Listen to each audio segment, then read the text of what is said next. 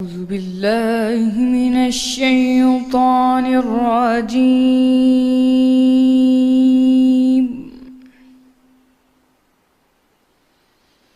بسم الله الرحمن الرحيم.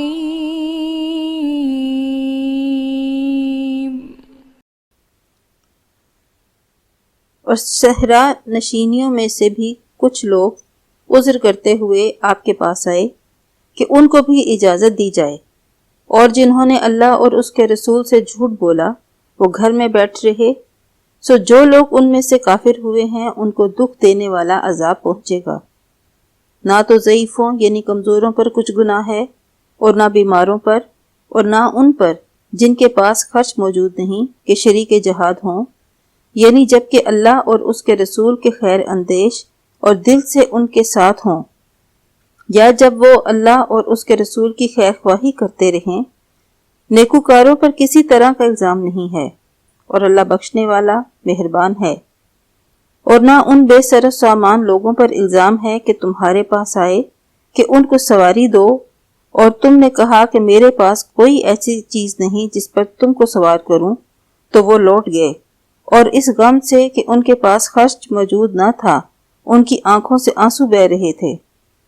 الزام تو ان لوگوں پر ہے جو دولت مند ہیں اور پھر تم سے اجازت طلب کرتے ہیں، یعنی اس بات سے خوش ہیں کہ عورتوں کے ساتھ جو پیچھے رہ جاتی ہیں گھروں میں بیٹھ رہے ہیں۔ اللہ نے ان کے دلوں پر مہر کر دی ہے، بس وہ سمجھتے ہی نہیں۔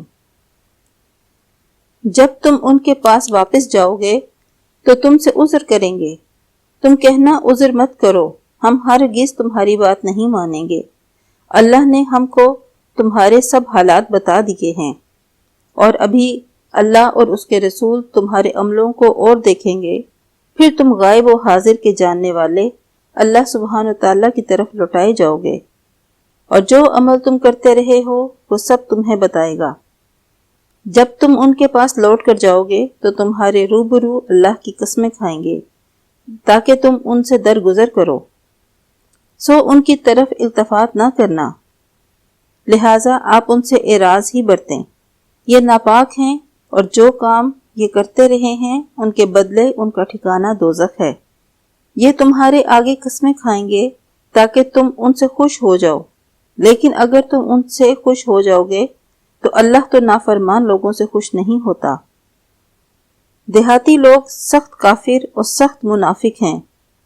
دیہاتی لوگ کفر اور نفاق میں بہت ہی سخت ہیں، اور اس قابل ہیں کہ جو احکام یعنی شریعت اللہ نے اپنے رسول پر نازل فرمائے ہیں ان سے واقف ہی نہ ہوں، اور اللہ جاننے والا اور حکمت والا ہے۔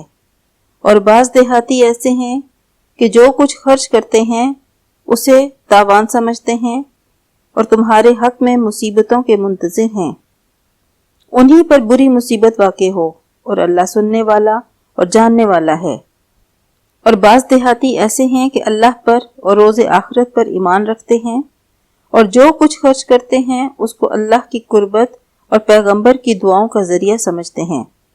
دیکھو وہ بے شبہ ان کے لیے موجب قربت ہے، اللہ ان کو عنقریب اپنی رحمت میں داخل کرے گا، بے شک اللہ بخشنے والا مہربان ہے۔ صدق اللہ